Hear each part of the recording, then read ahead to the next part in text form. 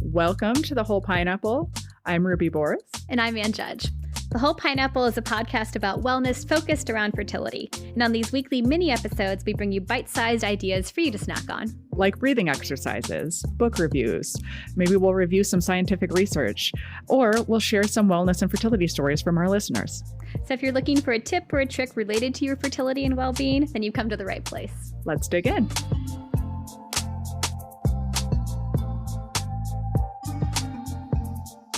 Welcome back, Whole Pineapple Snack Edition. This is Anne. And Ruby. And we are doing another one of our educational series of kind of demystifying. And we thought, gosh, one of the things that we have not talked about, but that is a very common question is, what are cysts? Because cysts are something that we get so many questions about. They often seem to just pop up at exactly the wrong time to delay someone's IVF cycle. But they are also something that in most cases are normal. And so we want to kind of talk about what are cysts, what are the different types of cysts, what do we need to be worried about, and just kind of hopefully make everybody feel a little bit less anxious about something that is most of the time only causing us a logistical problem in terms of our cycle. Yep. And I just had a long conversation about cysts just before I walked in here. And this whole week, everybody at their baseline ultrasounds has had cysts. So I think I am contagious and spreading cysts around. That's not a thing, but like it feels like everyone is. Well, and I got to do a shout out back to our episode last season with Dr. Lynn, where wasn't he the one that said when people ask, why do I have a cyst? He'd say, because you have ovaries. Exactly. And so I'm like, that is a great line, because it's true. Like that's just part of what our ovaries are usually doing in a menstrual cycle is making something that could be classified as a cyst. So why don't you start with your nice general provider knowledge and explain and just kind of like, what is a cyst? Because it's something that can happen in many different areas of the body. Absolutely. It can happen in pretty much anywhere on the body, in your skin, in your liver, in your just pretty much anywhere. A cyst is a fluid pocket. That's the definition. It's just a little pocket of fluid. And when it comes to ovarian cysts, like Ann said, and like Dr. Lynn said, yes, if you have an ovary, you have had a cyst at some point because it is a normal part of your menstrual cycle. So we're going to do a quick little 101 on what our menstrual cycle is. But we do know that first cycle is that first part of the cycle is where we're building that egg and growing that egg. Well, when you're looking on ultrasound, you actually can't see an egg. What you see is a cyst. It's a follicular cyst, which means that is a follicle where an egg is growing. But it is technically a fluid pocket. So therefore, it is a cyst, and that is perfectly normal. And that's what you want your ovaries to do if you want to ovulate. And that is also my little pet peeve. When on ultrasound, people are like, how big is the egg? And they think the egg is like 2 centimeters. Like, no, we're measuring this like 2 centimeter circle of fluid. And we're assuming because of the way it's growing that little microscopic egg inside is also maturing. But yeah, what we're actually measuring is the cyst. We're measuring that fluid circle that's there. The egg is the biggest cell in the human body, but it's not 2 centimeters big. Yeah. Oh my gosh. Can you imagine that? If like we were releasing this giant 2 centimeter egg? Yeah. But people probably do kind of visualize it that way, because if you don't do ultrasound and you just see, oh, they're measuring this big circle, that's sort of the natural thing to think. But that is not what we're doing. We're measuring that circle of fluid that was there. And that's also the reason that the only way to know if it's truly a developing follicle, meaning the fluid is enlarging because an egg inside is growing, is if we had done what's called a baseline ultrasound. Like what Ruby talked about, often if someone's getting ready to do, for example, an IVF cycle, we bring them in for an ultrasound at a time when the ovaries should be quiet. Like they're on their period, they're on birth control pills. The idea is all we should see on the ovaries are those tiny little circles of the early follicles. And if we see a big circle of fluid that's there even before the body's making an egg, then we know that it's a cyst. It's just pure fluid, and we know that we don't expect to be able to get an egg from that. So the one that we see mid-cycle that's growing, if it wasn't there in the beginning, that's how we know that that is indeed our growing follicle for the month. Yes, because sometimes cysts like to be exactly the same appearance and the exact same size that a dominant follicle would be. So it's nice to have that baseline ultrasound to see what it was. Therefore, if anything's changed, we know that that is a follicular cyst with an egg in it.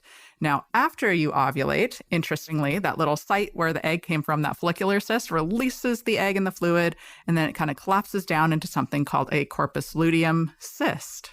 And do you want to tell us what a corpus luteum is? Yeah, I know. So it's like cysts and cysts, and they're both cysts, and they're just slightly different types of cysts, because instead of this being the circle of fluid that is growing because of the egg inside, now we have this cyst that has a job to do. The point of it is that as it collapses in on itself, it's what's pumping out progesterone. And so it's what we might call a functional cyst. It's a cyst that's doing something hormonally. And we'll talk a little bit more about what we mean with something's functional versus non-functional. But that corpus luteum is there to support progesterone to hopefully prepare the uterus for implantation and early pregnancy. And a lot of people are surprised about that. If they are pregnant and they show up for their first ultrasound with us here and we see a cyst, they think, oh no, cyst, what's that mean? Is that going to hurt the pregnancy? And we're like, no, this is a very normal thing to see. You know, until your body completes the placenta, which is now going to take over that role of hormone support.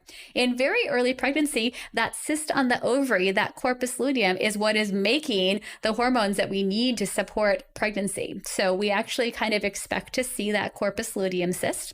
And then if someone doesn't get pregnant by about 2 weeks after ovulation, there's been no feedback to the corpus luteum cyst. If someone gets pregnant and an embryo implants in the uterus, that developing pregnancy makes a hormone called HCG.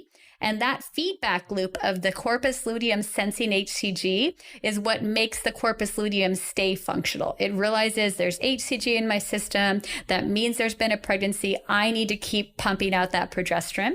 But if there is no pregnancy, if there is no HCG, then usually by about 2 weeks after ovulation, that corpus luteum is just going to completely degenerate. And that drop off now in progesterone is what causes the lining of your uterus to now shut off. You get a period, that whole cycle starts again.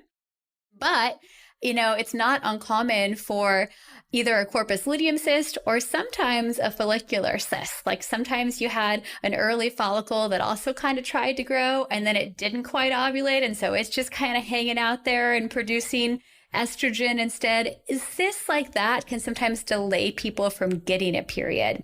And that's the part that can be so extra stressful because you're trying to get pregnant, your period is late. It's like the one time that you want your period to start always is before a cycle. Yeah, you're like so excited. And then you go and you do a home pregnancy test and it's negative. Mm-hmm. Often it's because there's a cyst. And so that cyst is kind of still holding up a little bit of that hormone production, but that's the reason the period hasn't started. And sometimes if we wait a few more days, everything starts on track. But if someone's ever like a week or more late and the home pregnancy test is still negative, that's why we often like to bring people in for an ultrasound to just kind of see if there maybe is a lingering cyst, just to get a better idea of what's going on and sort of figure out what we do next. Yeah, especially if somebody is having like, oh, I'm just kind of achy on one side, you know, like, oh, I just feel kind of crampy. My period hasn't started. I don't know what's going on. Oftentimes it is related to a cyst that had been producing hormones and is causing both that crampy kind of sort of feeling, but also delaying your typical menstrual cycle. Yeah, the other things sometimes, you know, as Ruby mentioned, bloating, some pain, especially one-sided pain, because usually sometimes if we do ovulation induction cycle and we do have like 2 or 3 eggs released, well, then you might feel pain on both sides because you could have more than one cyst, especially if we had done IVF and we had a whole lot of eggs grow. But often if you just ovulated one egg, you might feel pain more on one side than the other. Sometimes you get some changes in urination or bowel pattern changes just because your pelvis is a really crowded place. And so having something taking up a little more space can press against your bladder or press against your colon in some way that can make those changes. And so if you're ever uncertain, that's the reason that you'd want to reach out to your provider so that we can talk about doing some testing and just kind of see what's going on.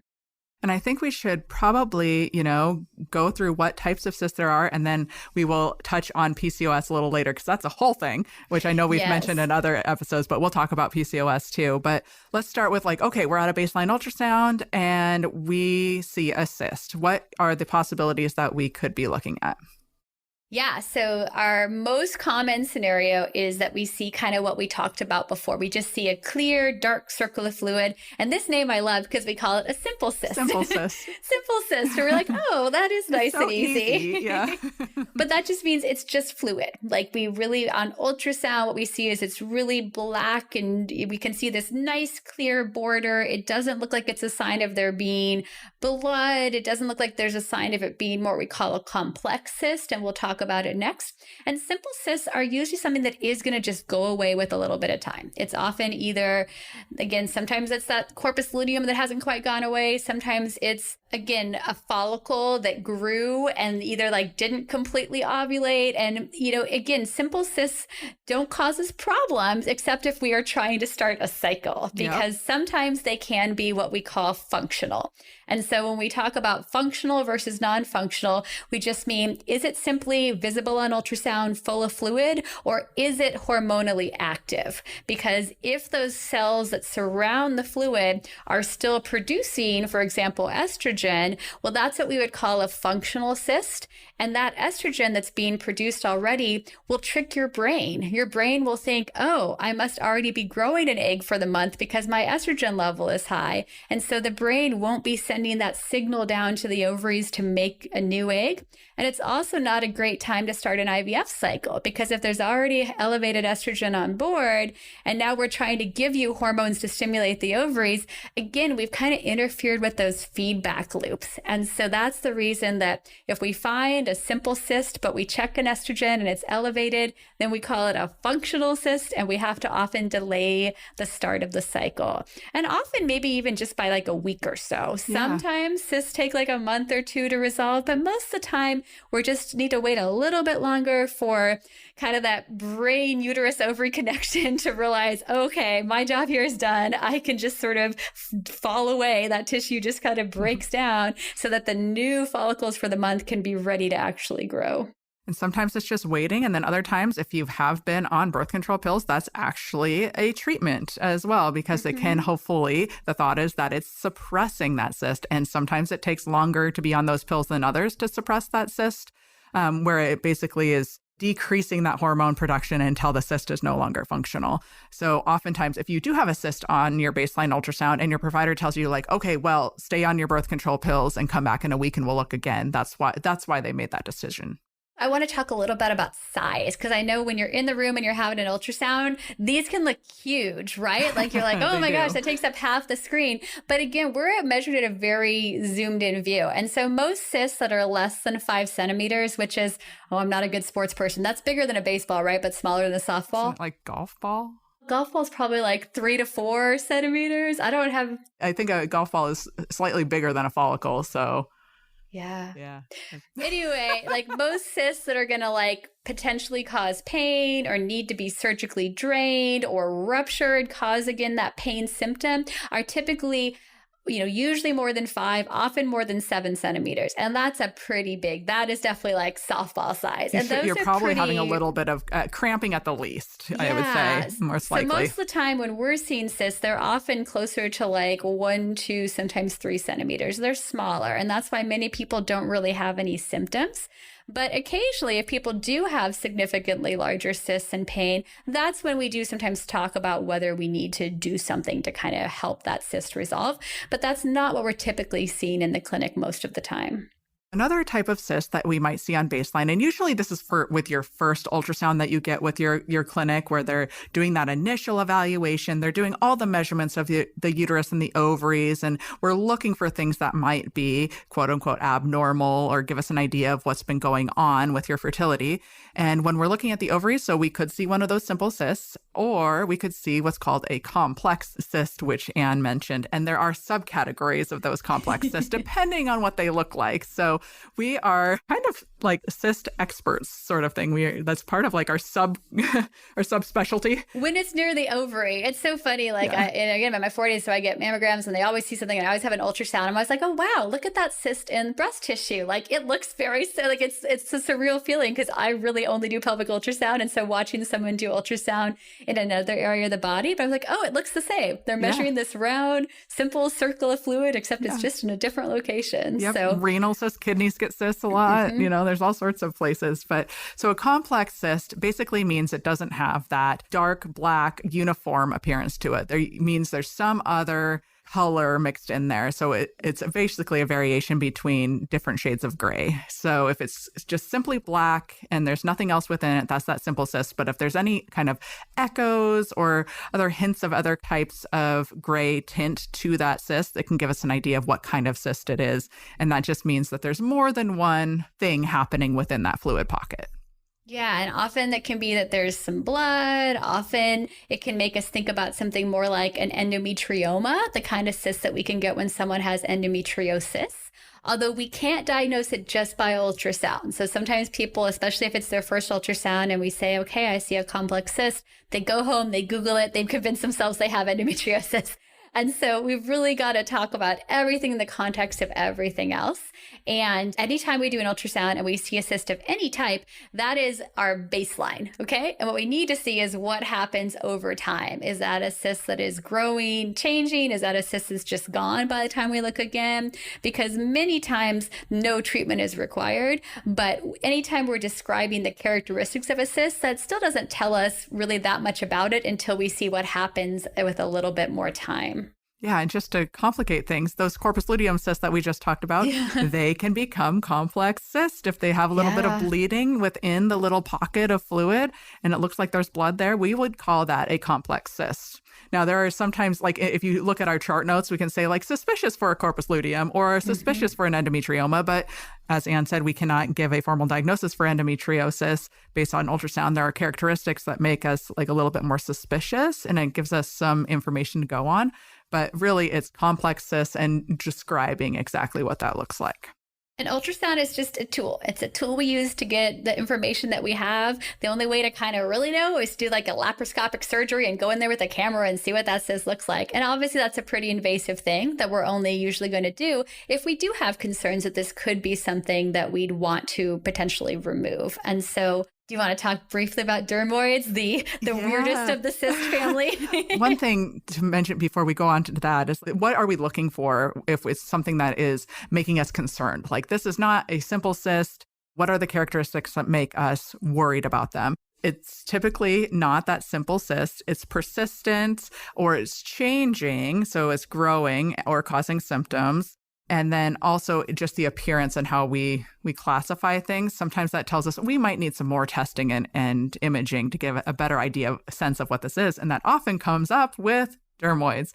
And dermoids are weird. They're so weird. They're still the thing that like when I find them in ultrasound, I was like, oh. I'm just like, what and why and how? This is the weirdest thing. So cysts that are dermoids are basically something that happened in embryonic development. And we're not exactly sure, but they contain multiple kinds of tissue within them, like hair or like teeth. Because of that, they look strange on ultrasound. And you can have them other places too. They tend to be on ovaries a lot. So when you look at them on ultrasound, they're not, fat, they're usually cartilage. I mean, all these things that are going to reflect sound waves in a very different way than fluid does, the way that we often see in ultrasound. White, you have some dark, you have some, anything that's bright white, we're thinking like bone or teeth or something like that, or just like kind of irregular, like, ooh, that might be some hair, like kind of thing. So, and it's all kind of in this jumbled together kind of mess of things. So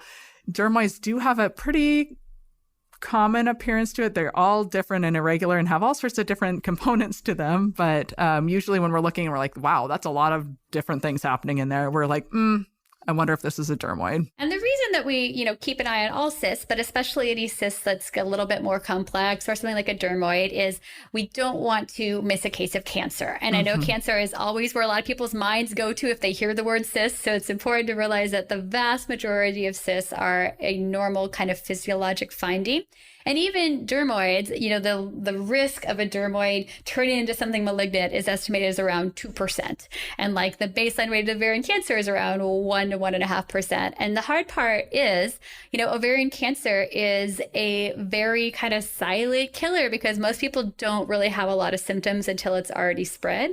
And the symptoms are so vague. They're kind of a lot of things we already mentioned that are just often part of having a menstrual cycle. Some bloating, some fluid, weight gain, constipation. Yeah. It's not super common in the age of people that are also in those reproductive years, but it's something that we never want to miss. And so anytime we see a cyst that, makes us feel a little bit more concerned, that's when we're going to want to do a lot more testing. And I read somewhere, which I love, it's talking about the fact that people get moles, right? Like a lot of us have moles on our skin. They're almost always benign, but if we see a mole that's like changing or makes us nervous, that's when we want to biopsy it to like get a better idea what's going on. And so cysts can kind of be the same way, that we want to watch it, but if we have concern, that's when you're going to want to talk about doing other testing.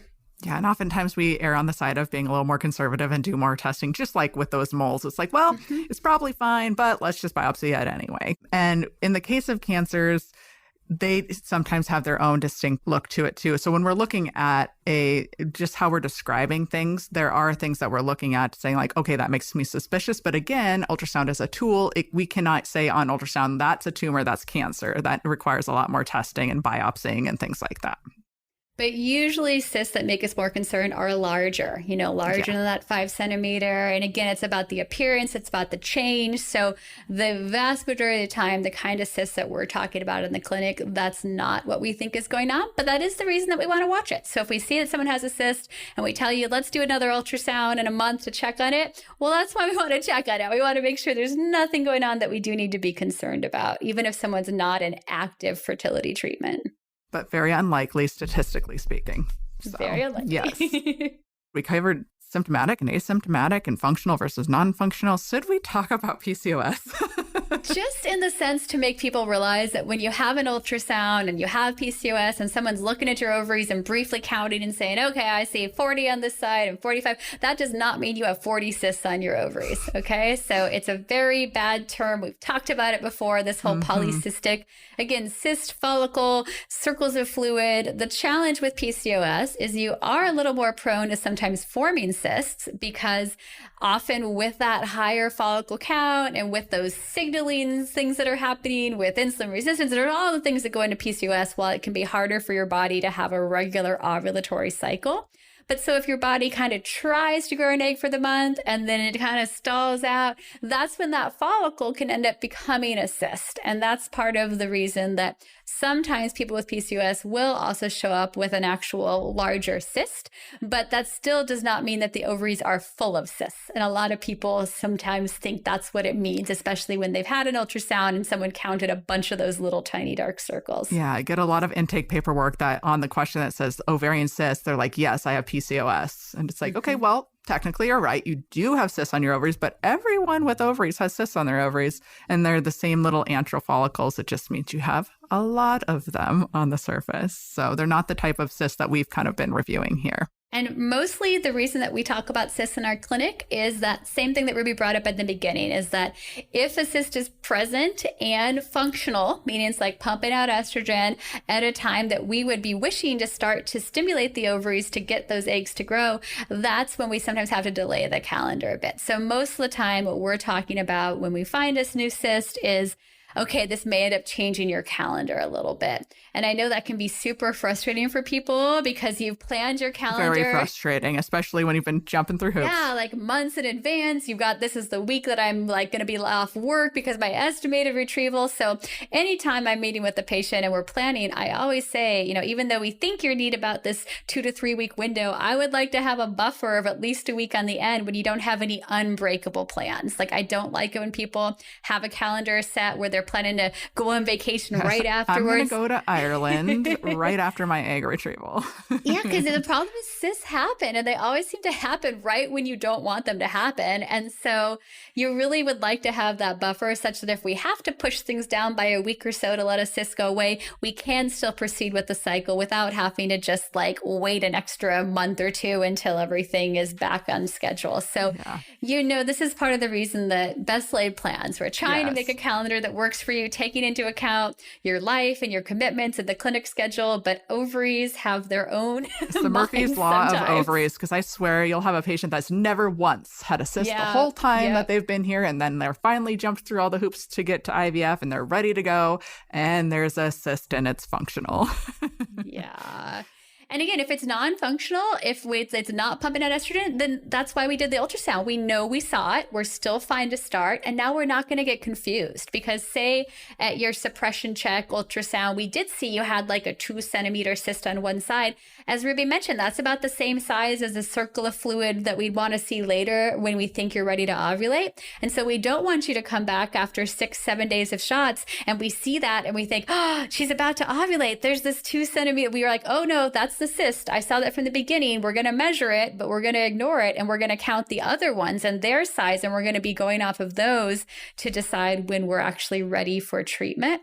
And that is part of the reason that sometimes if someone is in, for example, a cycle with just oral medications to try and grow 2 or 3 eggs and they haven't had a baseline ultrasound and they show up and they have 3 big circles of fluid, sometimes we have to have that conversation where, do we think each of these contains an egg or could something potentially be a cyst that's left over? So that's why sometimes if someone has done several cycles in a row and we see kind of what seems like it's maybe a high response, we see 3 or even 4 big circles of fluid, often we will recommend if they don't get pregnant, let's do a baseline ultrasound next time. Let's bring you in when you're on your period so we can look and really make sure that the ovaries are recovered so that when we look again mid-cycle, if we see something growing, we really know that each one of those probably has an egg as opposed to wondering if some of them are just left over from a prior cycle. And I've had that happen before too, where I have seen somebody multiple months in a row and I'm like, this looks remarkably similar to the last time I saw you. I am measuring the same circle in the exact same location. Same size and shape and location. And that's when we get that baseline ultrasound because it really does give us more information because we shouldn't be seeing anything that large at baseline. But sometimes the ovaries are just consistent. I have had people where they're like, why am I having the exact same follicle on the left side like 2 months in a row? And then we're like, well, and they come in for baseline and you're like, I guess that's just your ovary. Your left ovary likes you right now. Exactly. Yes. And then let's see, I think we covered most of the key points that we talk about like daily. But one other thing that you might hear mentioned is something called a para-ovarian cyst or a paratubal cyst, which, if you took your word roots kind of thing, it means next to the ovary or next to the tube. So it's not an ovarian cyst like all the ones that we just talked about happen on the ovary and produce hormones. These para-ovarian or paratubal cysts are fluid pockets that just happen to be next to the ovary or next to the tube. And sometimes they can mean something and other times they're just pockets of fluid. Yeah. So we measure and we take it into account, especially if this is like your initial workup and no testing has been done before and we see oblong, circle out behind the ovary. Sometimes we wonder, like, is that a blocked tube? Is that why I'm seeing fluid out in this region? And that's where doing that HSG, that X-ray test of pushing fluid through the tubes is often an important step. But otherwise, sometimes people just have cysts that are kind of in that region near where the tubes are. So everything that we see, especially first ultrasound, we're measuring it to give ourselves a baseline. And then it's often a matter of, do we continue to see it? Do we see change? That's when we know if this is a cyst that we're going to have to do anything about. Especially if things are like lining up and we're like, okay, you have this like paratubal cyst here. You have symptoms of endometriosis. You have this other cyst on your other ovary that looks like an endometrioma. Maybe that's the path that we need to go on. But in itself, a para-ovarian or paratubal cyst that is relatively uniform and doesn't really make sense for anything else in the clinical picture, we just keep watching it until we have an indication to do otherwise. That's it. Now you know everything about cysts. Now you know all cysts. There you go. More than you ever wanted to know about cysts. But yes, if you have an ovary, you have had a cyst, and sometimes you're just, going about your day and you're like, oh, that was weird. And it probably was a follicular cyst or some other kind of cyst that just caused some cramping. And there you have it. And cysts are definitely most common during these reproductive years because your ovaries are doing that normal process. And so we do sometimes get more concerned when people are having cysts post-menopause. Like that's when the ovaries should be really quiet and done. So everything we just talked about in terms of not scary, that's for our typical listener, our typical population. Yes. When we find cysts in someone who's older, that is something we're going to want to do a workup on. Really, they kind of look like cotton balls after menopause because there's nothing on them anymore, right? You don't have eggs, you're not producing, all those hormones, so they shouldn't be doing anything. So if we see something on ovaries post-menopausal, that's when it requires more evaluation. All right. right. Thank you for listening. If you have a suggestion for something else that you have always wondered about, send us an email because we talk about these things for years and we are happy to talk about them for you. 3 times today, probably. Yep. Thanks for listening. All right, talk to you next time. Thanks for joining us for this week's episode of the Whole Pineapple Podcast. We hope it was helpful. If you know someone who could benefit from hearing the podcast, we hope you'll share it with them. And don't forget to subscribe, rate, and review The Whole Pineapple on your favorite podcast app. Every rating and review makes us easier to find. This podcast is sponsored by Seattle Reproductive Medicine and is produced by Audiotocracy Podcast Production. We'll see you next time. Have a delicious week.